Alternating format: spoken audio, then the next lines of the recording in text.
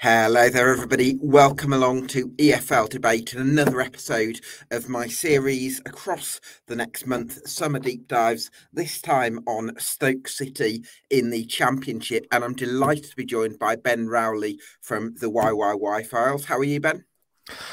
I'm okay. I'm all right. It's been nice not having Stoke to worry about and some actual decent football going on for a change. Yes, absolutely. I suppose let's come on straight on to really the last 5 years, five consecutive bottom half finishes in the championship and counting potentially, which is a massive drop off considering 2 years before that period it was actually three consecutive top half finishes in the Premier League. Overspending had been a period for part of that time, but that's going back a few years now. More recently, the main problem has been there's been a massive squad of players at Stoke City and no real sort of coherent identity. Is this club any closer to finding that identity and finding its way back forward? Depends how long they keep Alex Neil for. That's the thing, I suppose. I would say perhaps, other than the first season we came down to the Championship, we are probably in the best position that we have been. Certainly, terms in finances, we finally seem to have cleared, or the club has been quite public in saying that the financial fair play issues have been solved, and because of the sale of Harry Suter in January, we are going to have a little bit of money to spend. Other than the teams that have come down and other parachute payment teams, we should have a budget that should, match anyone else, if not exceed it. Alex Neil's probably the closest as well to a Stoke City identity that we've had in the Championship, other than Rowett, Jones, and Michael O'Neill. All good managers in their own right for different reasons who've done well outside of Stoke, but it didn't click. And I would argue that Neil's perhaps the most Stoke. And we've cleared the decks in terms of the playing squad as well. We barely got a squad at the moment. We've got probably 6 or 7 players that have played a couple of senior games for us. So it's a massive opportunity, certainly, to build in Alex Neil's vision, which, as I said, is very Stoke. But this summer and, the next few transfer windows are going to be really crucial. We cannot make the same mistakes that we have done previously. What do you mean, Ben, when you say Alex Neil is the most Stoke manager that we've had? You could probably go back to Tony Pulis, right? And, think of what a Tony Pulis team was like. People are going to say long ball.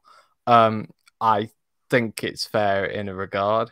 I think probably more defensively astute. We can be anyway. High pressing, certainly. Organised. Playing using the wings as attackers primarily, and the strikers more like a foil for those guys.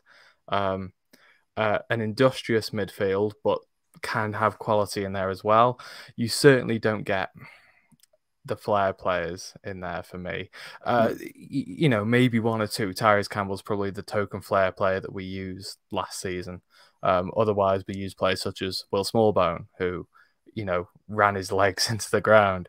And finally found what Alex Neil wanted him to do, and after that, played quite well for us. Same when we signed Ben Pearson. Same when he's been utilising the likes of Phil Jagiel to good effect. When he's been relying on Morgan Fox when there's better options technically around him. It for a long time and I'm trying not to be too positive here because of how we actually finished last season, but we've played better as a team rather than better as individuals. I'm not saying that there's not room for improvement, because there certainly is, but we are more of a team than we have been in the Championship. That sounds really hopeful. But from what you're saying, there's a huge quantity of players required this summer. Are you confident that you've got the right personnel, including Alex Neil, to make sure that a huge summer is executed successfully? I can't be confident that we've got the right personnel to recruit the personnel, because we haven't even got the personnel to recruit the personnel. We've cleared the decks completely, as in, like, not only is the playing squad gone, most of the backroom staff have gone too. we're using a Is recruitment Alex Neil agency. still there? Alex Neil is still there for now, yes. He's a hologram. It can feel like it. Yeah, the recruitment team has completely gone, as far as I'm aware, and we've been using a recruitment agency for the last few months. I believe we are in the process of bringing somebody in. I can't think of where he's coming from or what his name is, but he has Was it worked at this. the guy at Reading, possibly? Yes, I think it is. Yeah, he came in February, right, at Reading, I think, and I think he's looks like he's making his way over to Stoke, but that certainly won't be in time to have much impact this window. I wouldn't have thought. We've got rid of most of the coaching staff as well. It's mainly only those that Alex Neil have brought in that remain. John O'Shea's gone, Rory Delap's gone. A lot of the unders managers have gone as well. Kevin Rooster Russell has gone. And there's been a lot of change off the pitch as well. Lots of the ticketing staff have left. We've got a new marketing team, new media team. The list goes on. It is genuinely a massive makeover. So to say, have we got the guys in the building to be able to recruit good players? I don't know yet. It's so strange. I can only go off past experience and say, like, our recruitment's been very hit and miss, more miss than hit in the championship. But yeah, it's so early days. There's been no chance for links even. Yeah, the one thing I would say, Ben, is that, and this is where I think that Alex Neil could come into his own. He was at a club in Preston North End. He did incredibly well at Preston North End for the most part. I think he had a lot of autonomy there because the ownership of North End, a little bit old-fashioned, a little bit let the manager get on to it, which you still see at a few clubs, probably more so lower down the pyramid nowadays. But I think that's probably, and it works to his advantage here, because if he's shown that he's capable of succeeding at a club where managers do have a lot of autonomy, then when at a stage where the club's in a state of flux, where there's, or whether you'd call it flux or certainly transition, where there's changes across the board, that's where you need the manager to have a bit more of an operational initiative, as opposed to, you hear of coaches who are incredibly talented coaches and love being on the grass and great tactical ideas, but in terms of actually running a club on the day-to-day, they don't have the first idea about it. So I think that could be a huge tick in Alex Neil's box this summer. And I think that's potentially why he came to Stoke. Many eyebrows were raised from both Stoke, Sunderland, and neutrals. Like, why on earth? And even in hindsight, why would Alex Neil have moved from Stoke, who ended up 16th in the Championship and looks like they're going nowhere once again, from Sunderland, who managed to finish in the playoffs? If he was there, who said he couldn't have done even better with a squad of players? But at the same time, it sounds like, Sunderland's recruitment model is, they want to bring in young players and they want them to thrive. Perhaps that's not Alex Neil's way of working. We've sort of seen that with his early recruitment at Stoke, bringing in likes of Ben Pearce and experienced players. And he's got the opportunity to shape the club how he wants to. And we are a much more traditional club in terms of structure, as you mentioned, that Dan Sunderland, we are more like Preston in that sense. Alex Neil's already brought in Ricky Martin as the guy above him, who I think he's worked with before. So Alex Neil may be the first team coach and that's what he wants to focus on, but it's all being catered around him. And I know for a fact that John Coates has wanted Alex Neil for a long, long time, before Michael O'Neill even. I'm pretty sure it was around Nathan Jones' time. But what I worry about with all of this is that if it goes wrong with Alex Neil, where do we go then? Because we built the club around him, and if he goes, we're back to square one. Yeah, that I can see how that's how that's a problem, and B, how a lot of championship clubs aren't necessarily run that way. So I think there's a lot of risks involved. I guess given the volume of recruitment in terms of players required this summer means it's going to be important to have some wheels in motion now. rather than wait until the head of recruitment is officially through the door and then sort of start, right, what should we do then? Because we're actually, I mean, it's weird, isn't it? Because we just had the Champions League final last season, but pre-season training is going to start for some clubs on 23rd of June. I don't know when Stoke come back, but Yeah, it's around that. is around that time, yeah. So you do feel like, time is of the essence, and Stoke have got to get some ideas in place, even if there's new people that can come in and put a bit more meat on the bones. Yeah, and I think we are close to the local. I'm not in the know in any way, shape, or form, but the local newspaper seems to be saying that we are close to a couple of players, 2 or 3. And it wouldn't be surprised me if they were either players being released on free contracts now that their contracts are close to expiring, or some loan players that we are now making permanent. I'm talking players like Ben Pearson. I'm talking players like Matthias Sarkic. And looks like we've been in for Dion Sanderson. Yeah, we're going to need players because at the moment we haven't got we haven't got enough to form an 11-a-side team, really, let alone But an 11v11. but the good Training is going to be hard, really hard. Yeah, no, I just struck me at that point that the loans Alex Neil did. He's not made a permanent signing yet, but the loans he got in January, I think he made 6 loans, and probably 5 of them, certainly when I think a couple of them had injury issues, but 5 of them you'd call successes, certainly when they played. So does that give you quite a lot of encouragement that that Alex Neil can get his recruitment right? Yes and no. So yes, in terms of he clearly knows the type of player he wants. He doesn't just want a player like Ben Pearson. He wants Ben Pearson. Um, who else did he bring in? Axel Twanzebe, great example. A player to replace Harry Souttar. He only started, I think, 4 games in the end, but you could see the Stoke that he was trying to build with that. He sent loads of loan players back, but he kept Will Smallbone because he knew that there was potential to use him and grow him. And for a player that pre-March, any Stoke fan would have happily sent back to Southampton, now Southampton's talking about it, that he's had a fantastic loan at Stoke.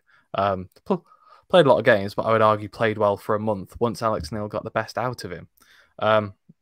Yes, I think Neil knows exactly the type of player he wants, and down to the name. So drawing up a list of transfer targets probably is really easy for him. The question is whether we can get them, and whether Stoke have the same pull as we have had in previous seasons.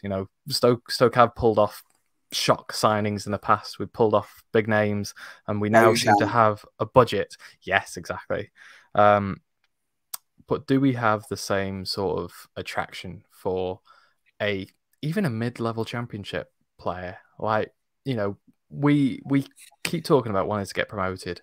On what evidence do we have that we're anywhere near it, other than, if you come in and some others come in, then we might, and that's what it's going to be. And I reckon albeit we probably do have a decent salary budget, I think there's better options for some players, or more. There's better prospects for promotion at other clubs. Unfortunately, no longer can we say that we're a sleeping giant in waiting. We are a mid-table championship club. Yeah, and also with a summer of seismic change that's ahead of Stoke City, you're nowhere near ready for the Premier League. You're going to need 2 or 3 years to, even if everything goes smoothly and on to plan. You're not going to be ready for another 2 or 3 years, and I think that's where I suppose there's an element of really building for the future. And the one thing about going into probably pre-season training with a wafer-thin squad is that actually there are going to be opportunities for the under-21s to really come in and fill up the numbers, and then from there there could be there could be a few that actually really make a name for themselves, because the academy's done really well in recent years. We've seen Emre Tezgel, for example, is a really highly rated promise. So yeah, that must be one of the positive aspects of this situation. Oh, absolutely. Like our youth academy for the last 5 or 6 years has been the best bit about Stoke City. The owners put in a lot of money a long time ago, and it is bearing fruit now. It really is. We've seen it. Harry Souttar, Nathan Collins come through Stoke's academy of sorts. Tyrese Campbell, Joe Bursick, although he's now moved to Club Brugge, came through Stoke's academy.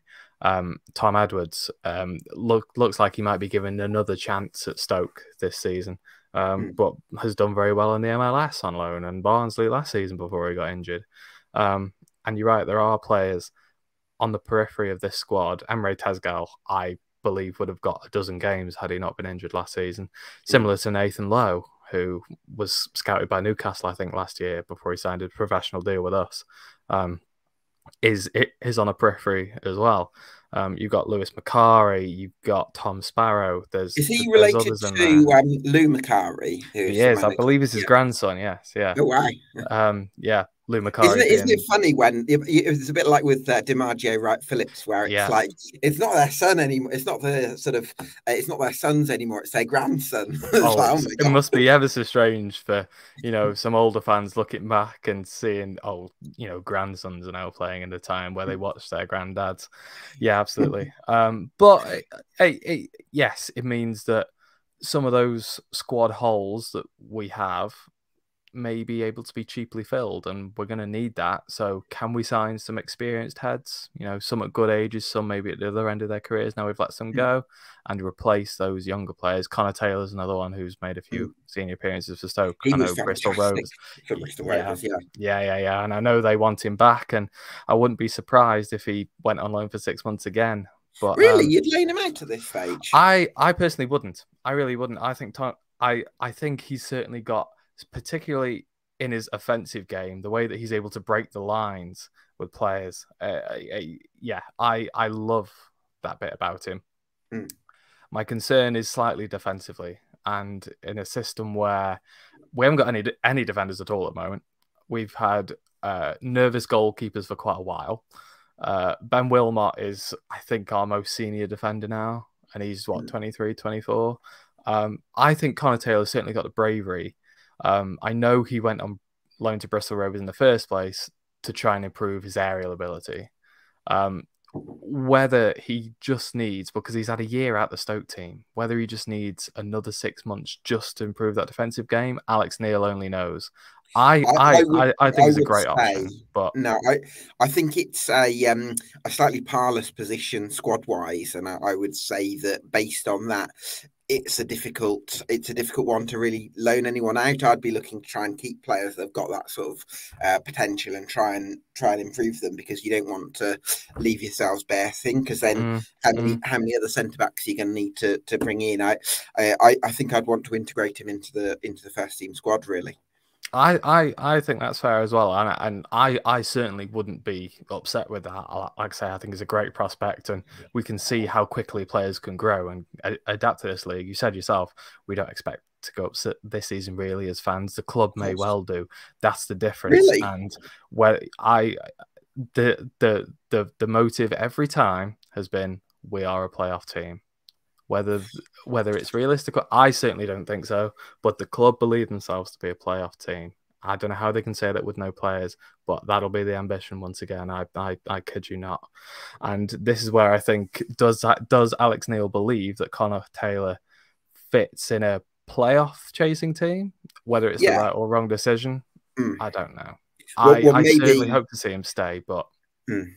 Yeah, well, maybe Connor Taylor, I suppose, is a sort of microcosm of probably the bigger conversation that we're having, really, Ben, which is where Stoke City see themselves, because probably what the board see themselves from what you're saying is a little bit different to what the fans see themselves, and possibly even the management team. Well, I say the management team, but what Alex Neil sees Stoke as might be a little bit different to both of them. So I think that's the difficult. Look, I think Alex Neil's someone who can drive a club forward, and he's certainly not the kind of character that would want to hang around. But I think that you have to marry in football ambition with realism and actually thinking there's a process, because I think if you set yourself expectations that are so far away from where you are, it almost becomes a little bit demoralizing, because the gap. Whereas actually, if you think, well, let's try and make gradual improvements and work towards this position, you actually think of it as being on a journey towards something rather than falling short of just a ridiculously far off objective. Yeah, and look, I I know John Coates, and I know his intentions are second to none in terms of owners in this league, and his backing, the Coates family's backing of this football club can never ever be questioned. They are so committed. It's just whether it's just they don't want to accept that we're sort of back where we started under them back in 2006. You know, we are a mid-table championship club again, and they don't want to accept that. Or whether it's they genuinely think, because we have signed good players in the past, you know, even last season, I think a few people were saying we've got great players. The trouble is we've not had a great squad or a great team for quite a while. Players don't work together. And I think this is sort of the crux of why Stoke are always seen to, they should be doing better than they are, because we've got some cracking players in there that don't necessarily complement each other, and slowly the expectations are dropping. But because of the strong desire of the family to get back into the Premier League, they won't back off. They really won't back off. And I think there is more acceptance from the management that's a longer term project, but the owners will want to see at least a top half finish next season. I'm sure of that. Yeah, that makes sense. I think sometimes you can get so caught up in binary league positions, say, that you almost want to allow a little bit of room for nuances and context, where if you can see some stylistic progression, if you can see cultural progression, if you can see progression in terms of performances, I think sometimes that can be more important over a longer term picture than actually whether you finish 12th or 17th, because, you know, a few injuries or suspensions at the wrong time can sometimes colour those things. But yeah, I think there's certainly a bit of a gap between where Stoke City see themselves in certain quarters and perhaps the reality of where they actually are as a club, which, in my opinion, I think is the start of a rebuilding process. So who do you think are going to be the key players for Stoke next season, based on who's currently contracted, which isn't an awful lot of players? I could reel them all off at this rate. Look, if Tyrese Campbell's still here, that's a major bonus, because I certainly wouldn't be surprised if he thought, you know what, I do have Premier League clubs interested. It's time for me to go and have that chance. Whether he gets scouted, I think Everton were interested, and I can certainly see him going to a club like that. Do you think he's good enough for that level, given the injuries that he's had in yeah, I think this is the concern. Whether once again, expectation versus reality, whether he and his agent see him as a Premier League player and actually he does need a little bit more time. But then he was a consistent head last season. Yeah, I would argue his best season last season. He certainly had that purple patch before he did his knee injury. And that was truly unfortunate. I think for Campbell, it's certainly been more, he's been let down by the players around him sometimes. You can see the ability in there, and you can see what he's trying to do. Whether it's management or whether it, like I say, it's his teammates, I think he's better than us. Certain fans get frustrated with the fact that he's not a pressing forward. You know, he doesn't win headers. He doesn't necessarily run himself into the ground for 90 minutes. He's not a Jacob Brown, essentially, who fans love by comparison on the whole. A bit disappointed with his finishing, but, you know, Tyrese Campbell for me is our most technically gifted player. And I think if a Premier League club took a chance on him, he might end up like an Antoine Semenyo, you know, like a squad player. But is he fed up at Stoke? Underappreciated by some sections of the fan base? I think, you know, he's entering an age now where he probably does want to make the next step. And I think if he stays, he's a huge player for us. Ditto Ben Wilmot, who apparently after a serious back injury will be back for pre-season.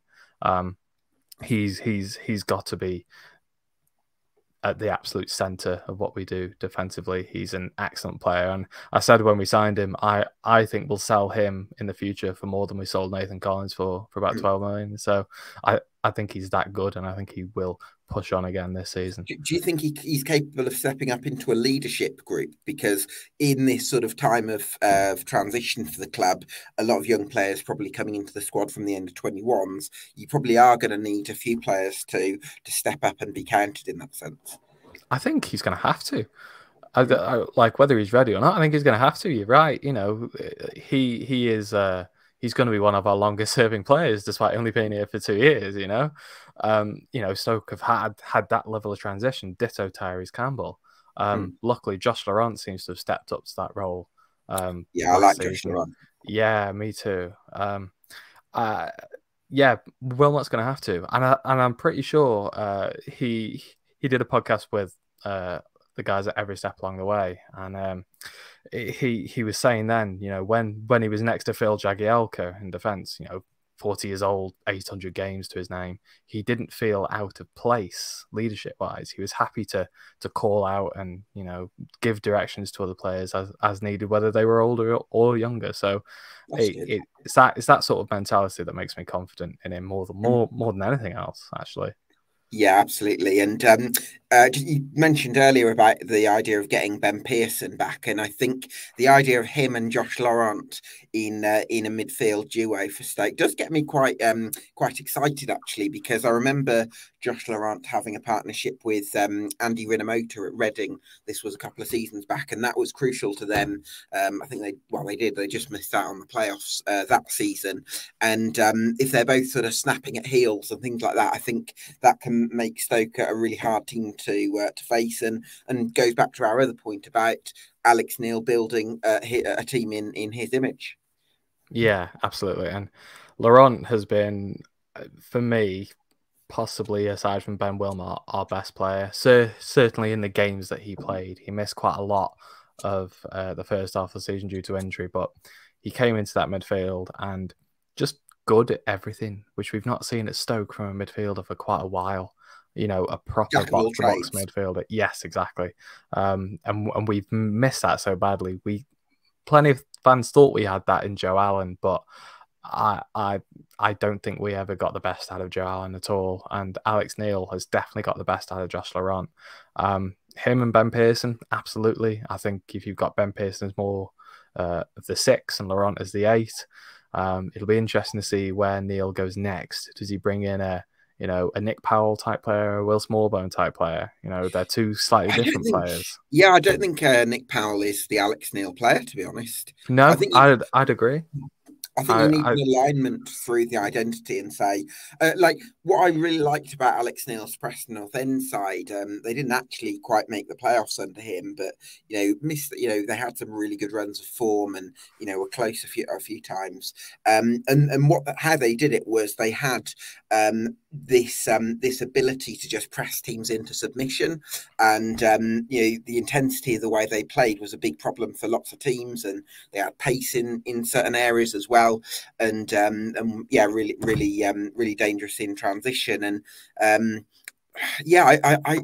think for the stage Stoke are at, I would actually go all in on bringing in players who fit directly into the primary identity for this season. And then maybe after this season, if you say Stoke, they've had a good year, they've not quite got into the top 6, but they've made lots of progress.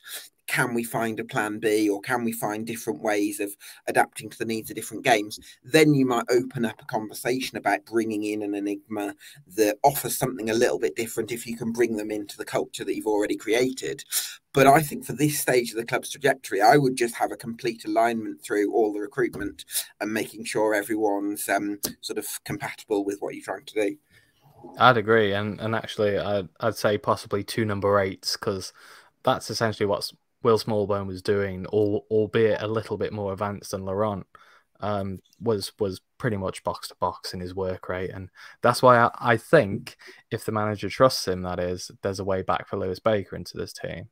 Him and Laurent as like 2 8s who sort of alternate in how they push forward, in terms of attacking the box. One maybe sits a little bit deeper, not alongside Pearson, but Pearson's almost like the rear guard, and then you've got 2, whether they go together or alternate. But I certainly think you've got the front 3 who their job is to not necessarily track back. Their job is to do the pressing. Yeah. And then you've got the midfield fort in the middle. Yes, which is why I It was a absolutely Liverpool agree. Nick Powell template. isn't the right player. Nick Powell was a second striker pretty much, and I certainly don't think that has been shown with his release and lack of trust when he was fit. Actually, he wasn't in the team anyway, so I can't see us bringing in, I don't know, like a Scott Tyne type player. I wouldn't say that he's realistic, but someone along those lines isn't even, Alex Neil's profile, I'd say. Yeah, no, it's interesting.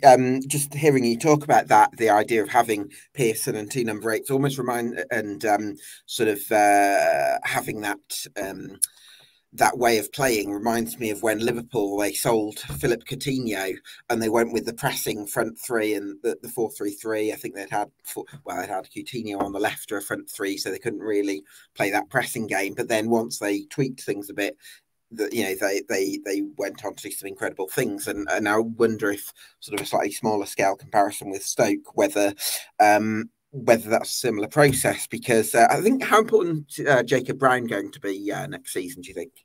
It's really interesting actually, because last season he was used primarily either as a right winger or a right back, and it really is right back. He was sort of right wing back when we had a huge injury crisis there, so he was sort of shoehorned into position. Don't get me wrong, he was all right. He's got that work rate and everything, but he's certainly not a right wing back. Potalytics, who you may not know, does a lot of stats on Stoke. Yeah. Right, there you go. So he's done some great insight into Stoke, and he's saying essentially Jacob Brown could be our main man up front next season, along with Tyrese Campbell and another. Maybe we should pump our resources into a high quality left winger, assuming Tyrese Campbell's going to move back over to the right. And actually, you mentioned Liverpool. It sort of does give me vibes of like a, Brown filling in a Firmino type role. Not necessarily a goal scorer, but certainly a hard worker who presses and maybe helps out in the midfield. And then you've got someone like Campbell and another who's able to be the sharp edge of the attack, I guess, up front. That would certainly be really exciting, and that's certainly the aspirational model of Stoke. I think it's just whether we're able to put the pieces together. It's a lot of work. Yeah, for sure. And it's interesting that, and because I've seen the conversation on the oatcake as well, which is, let's look at bringing in a target man and let's look at bringing in a conventional winger, because so we've got something different. But I actually feel like for the stage Stoke are at, it's more about refining plan A rather than trying to do too much that's different, because I think it's important that you kind of consolidate what plan A is and have those inside forwards that can cause problems in transition. But again, you're going to need to try and find a bit of cover in some of those positions as well, aren't you?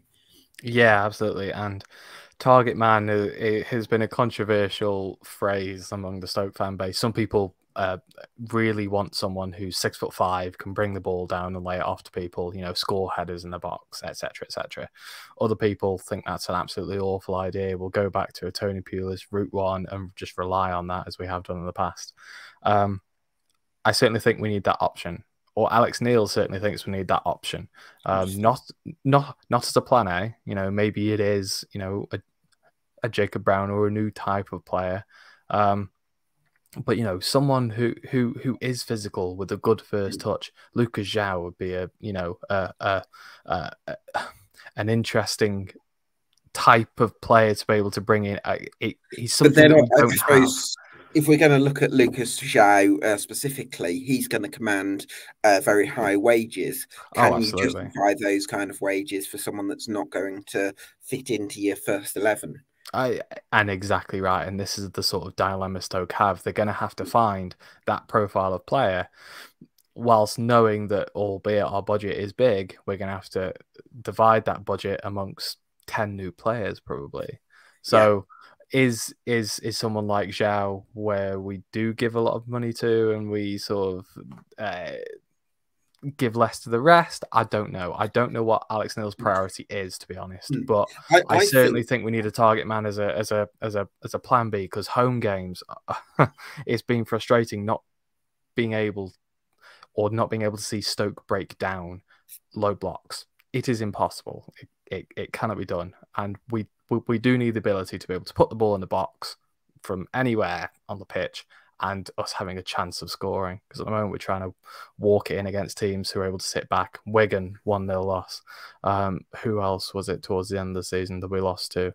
A couple of teams who were right down the bottom of the table, who were able to just sit back and defend, and we could do nothing about it.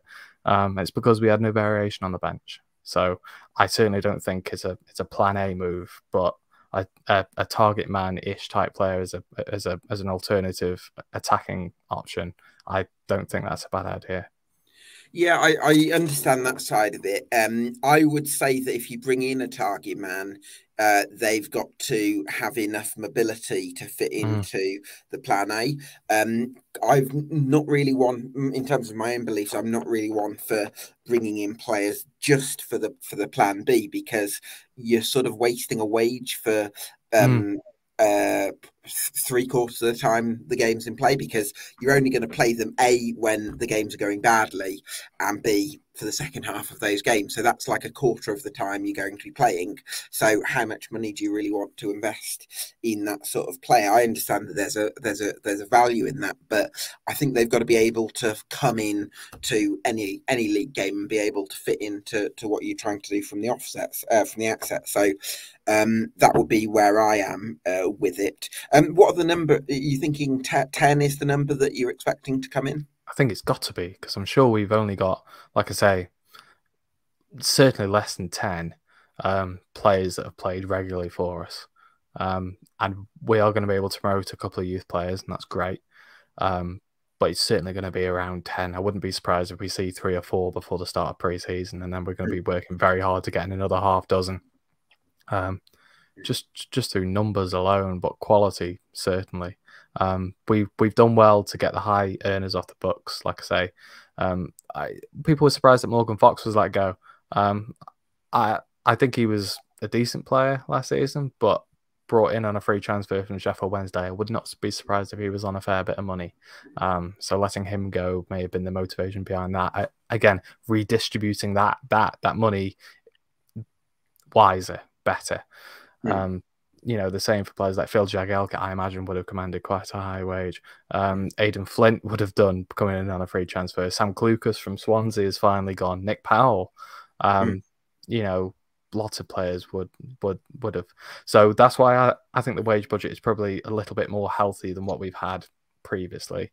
Again, it's just how we divvy it up, and I just wonder how we're going to maybe use the lower leagues to, find some gems. But then Stoke haven't had the best record of doing that necessarily.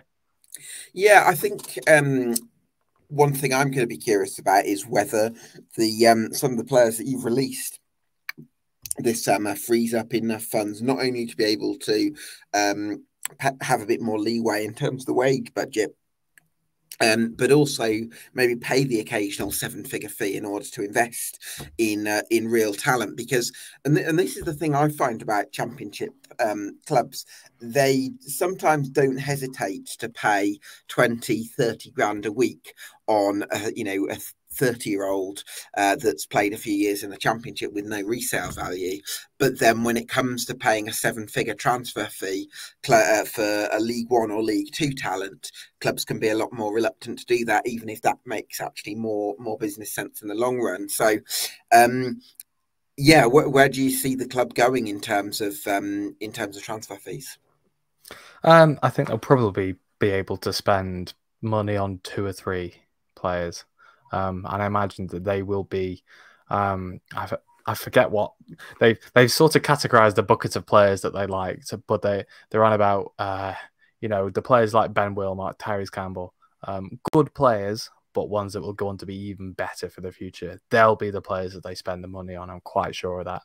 I'm sure they'll be able to attract some free agents, as we have done in the past. I'm sure we will be maxing out our Premier League loan allocation once again. I've got no doubt about that. But then as you say, this is a transition, and I can, as long as we're building slowly and we're able to sign a couple of those players, 2 or 3 for, a little bit of a transfer fee, and we can build towards the future with those players, making up the numbers with loan players would be okay. I do just wonder how we're going to tap into Leagues 1 and 2, because I think we will sign predominantly British players or British-based players. So it'll be interesting to see how we do, if at all, utilize the lower leagues. Again, our recruitment agency is fairly new. Yeah, I'm interested as much as anyone. There's been no rumors about who or what type of player or when they're coming in or how. It's still so open. The only one that's been, really prominent is a goalkeeper. Because we don't really, other than Jack Bonham, who, is a backup at best. We really need a first choice goalkeeper, and You've got we bring him in.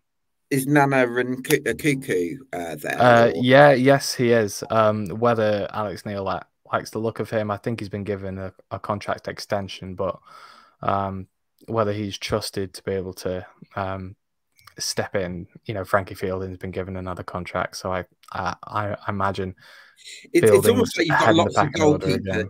You've got 3 goalkeepers there, but you've not got any of them that's going to be first choice. So whether there's going to be some movement in that department. It's been our problem since Jack Butland left. It's been our problem in the whole time in the Championship, to be fair, because even Jack Butland, towards the end of his time at Stoke, wasn't able to be trusted anymore. And look at the career path he's, gone to have, unfortunately. Adam Davis wasn't trusted by managers, despite being a good goalkeeper, in my opinion.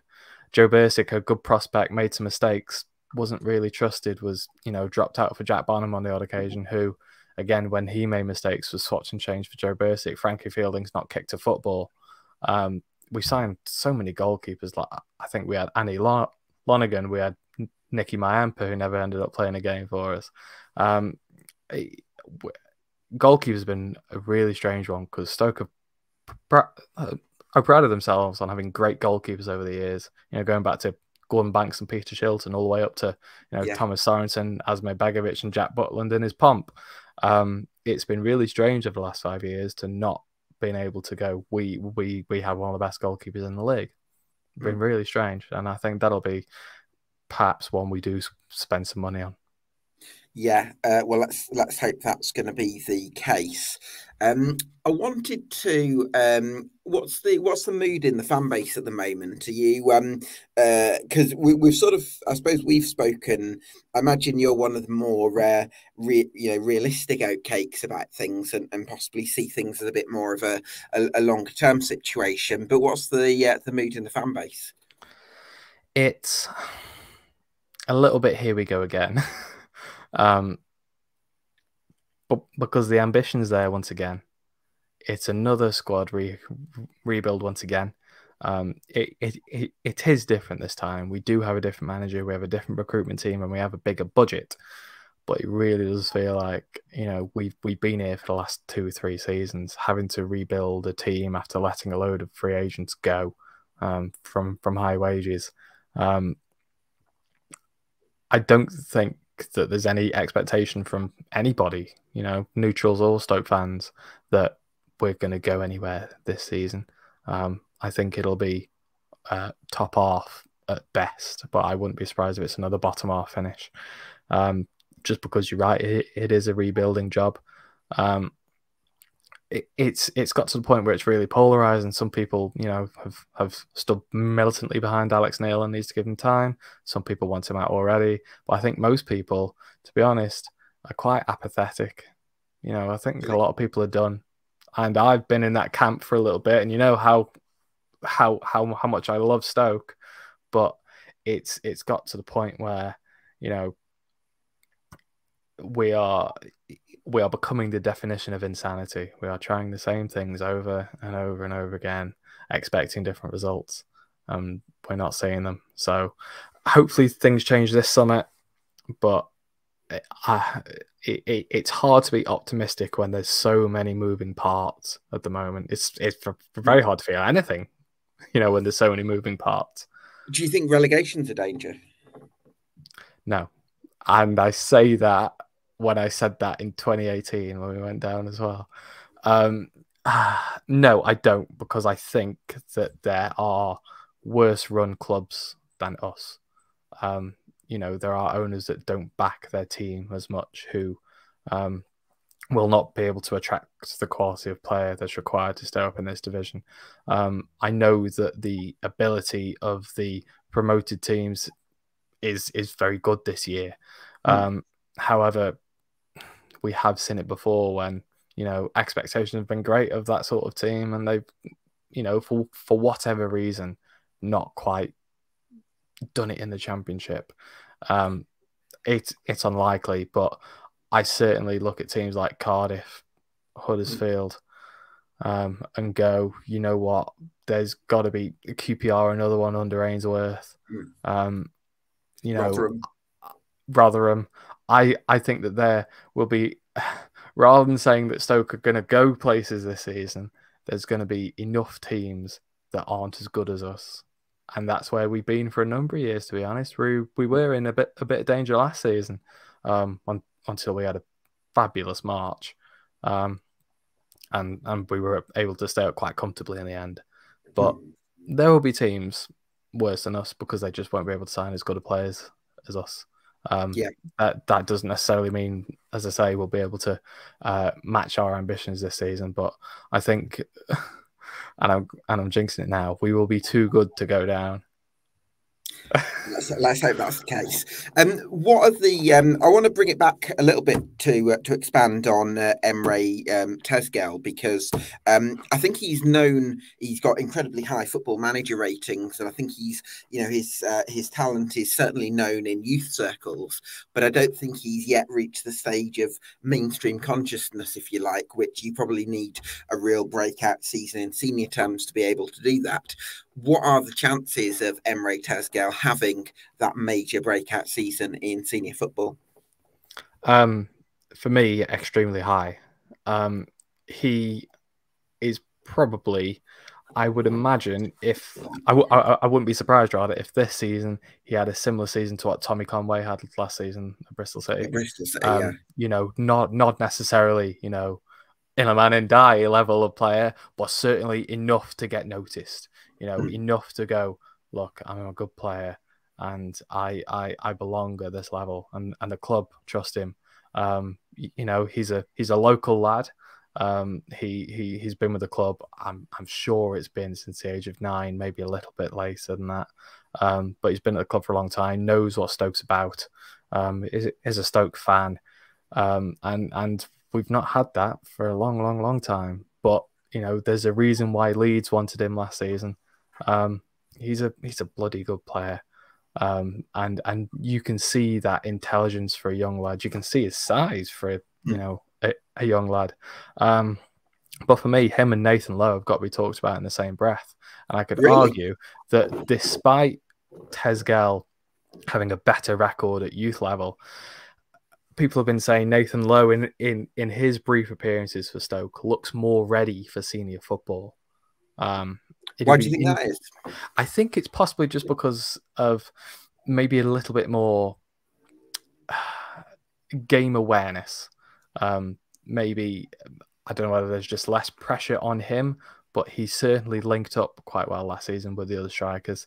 Was able to get a little bit more involved in play. I think his physicality is a little bit different to Tezgel's as well.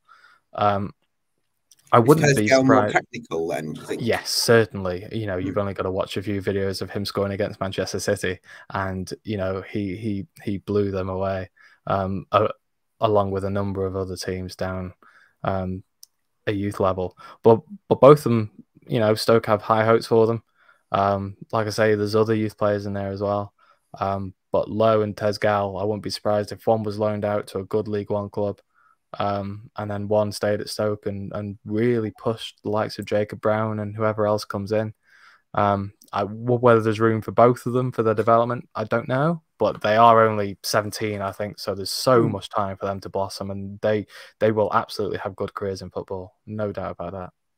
Yeah, absolutely. I mean, again, a bit like what I was saying with Connor Taylor, although slightly different age bracket, I'd still be of the mindset of certainly give them both some time to show what they can do in pre-season, and then if they absolutely destroy Leek Town and Newcastle Town, whatever, then you can sort of elevate things and then see how they do against Stoke.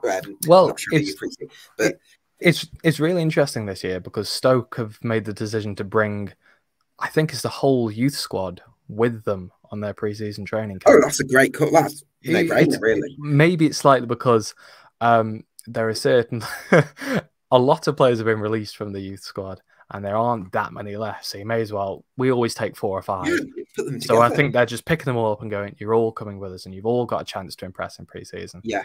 Possibly again to make up for the lack of numbers in the first team as well. But it's a great opportunity for all of them. We might be hearing a name that we hadn't even, David Akagbu, I think, centre back at Stoke. He's been impressing the likes of Michael O'Neill, Alex Neil. He may well be one to make the step up as well. Especially with the centre half position as well. Yeah. It's amazing how a pre-season can change your career, and I think this one's a big opportunity for those lads. And again, with the amount of players we've got to bring in, won't be surprised if there's 1 or 2 who make a name for themselves in the Championship this year. Yeah, well, that's really exciting, and I think that's going to be important, I think, as well, because as a fan, if your team's in a position where you're going to finish between 15th and 18th, especially in the second half of the season, you kind of want something just to energize you and get excited and get off your feet. And I think that having those homegrown talents is going to be something that can bring that entertainment factor. Well, you could probably liken Stoke's performances in recent years to Bristol City, right? Both bang average Championship clubs on the whole. But what's the difference between us and Bristol City? They've had those youth players trickling through and making a name for themselves and, exciting the fan base. Alex Scott, I mean, what a trajectory he's had, but even players like Tommy Conway, and I know there's other players in that Bristol City team. Stoke really need something like that. They need something to cling on to and go. We are. I'm trying to speak for all of us here. I think we are fed up of blind faith in this. Like Stoke are going to do something when there's been no promise for such a long time.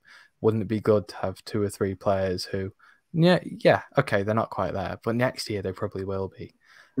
We have had players like Harry Suter, Nathan Collins, even like I say Tyrese Campbell, but 2 of those 3 have been poached really before their time really came at Stoke. So we need a couple that are probably really quite young, too young to be poached. So they've got a couple of good years with us at Championship level. Let's hope it happens. We've got enough youth players in there to be able to do that, but we'll see.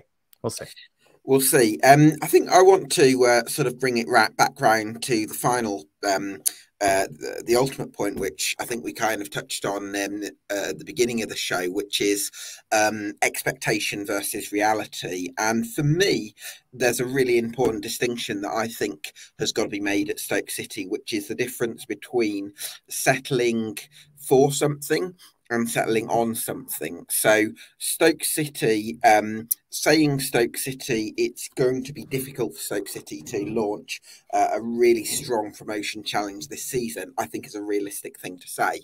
That doesn't mean that you have to say we're settling for finishing 17th sort of indefinitely. It just means for right now, we've got different priorities. We want to firm up on a real style of play. We want to make a difference to the culture at the club. We want to improve our performance levels and give ourselves some foundations to build on for future. We want to settle on this situation and make the absolute best of it and move towards something better in future. So for me, that's the thing that I would say about Stoke City. Make that distinction between settling for something and settling on it. I would wholeheartedly agree. We need to adjust our vision of what success is. Like I say, particularly for me, if not, they're the actual thoughts of the ownership, certainly the communication of the ownership's targets. You know, every season we say we want to be in the playoffs. And when we don't get that, fans are rightfully frustrated because you said we're going to aim for playoffs and we're 16th Getting again. a rod for your own back a bit. Whereas if we're saying the things you said, right, look, we're looking to establish a style of play that's more recognisably Stoke City. We're looking to blood through some young players that'll be here for the future. We're looking to buy a couple of really good talents, nurture them so that next season we'll either sell them at a really high expense that we can reinvest back into the squad, or they'll be titans for us next season. This is a season of transition once again. Look, if by some miracle it breaks out into a playoff campaign, wouldn't that be lovely? But it's, yeah, we certainly need to readjust what success is like. And I would, you know, Stoke is trying very hard at the moment to entice season ticket renewals, because even though they've been relatively high, I believe, you know, there's still a few that are certainly waiting to see what happens this summer. To me, a big part of inviting fans back will be to readjust, not saying lower, readjust what our expectations as a football club for the next year are. Yeah, I think that makes a lot of sense. Ben, absolutely love your stuff on Stoke City. Always look forward to our chats. Have you got any content plans for the Potters for next season? Who knows? You know me, I've got a podcast with my personal life. It's been not uploaded to as frequently as I would have liked to be honest. But I'm always kicking about on social media. I am on the Sports Council, and I believe that there will be change this summer, which we hope, you know, will be able to represent the fan base a little bit better. You know, I'm sure that that'll get communicated in the coming weeks. You know, but fans have called for change for a while on that. So we'll see. You know, yeah, just because I'm not necessarily uploading podcasts doesn't mean that I'm certainly, you know, trying to make Stoke City's fans' lives a little bit better, whether it be, you know, public or not. Absolutely. Ben, thanks so much for your time. We really appreciate it. Thanks to you for watching at home. This has been EFL Debate, the Stoke City Summer Deep Dive, and we'll see you again next time.